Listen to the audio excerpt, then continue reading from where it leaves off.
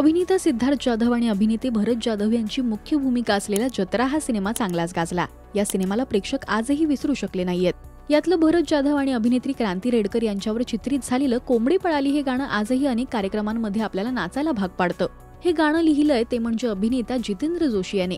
त्याला नेमकं कसं हे गाणं सुचलं याबद्दल त्यांनी श्रेयस तळपदेच्या चॅनलला मुलाखत देताना सांगितलंय।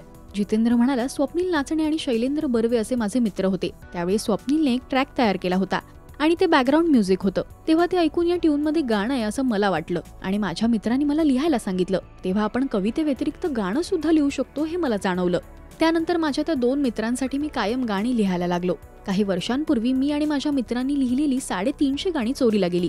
त्यावेळी अंकुश चौधरीने मला सांगितलं की केदारचा एक सिनेमा येतोय, ज्यात तू गाणं लिहिशील का? त्यानिमित्ताने मी अजय अतुलला भेटलो। त्यांना भेटल्यानंतर त्यांनी ट्यून ऐकवली आणि मला सांगितलं की कोंबडी पळाली हा शब्द या गाण्यात असायलाच पाहिजे, त्याच्या आजूबाजूला तू काहीही लिही।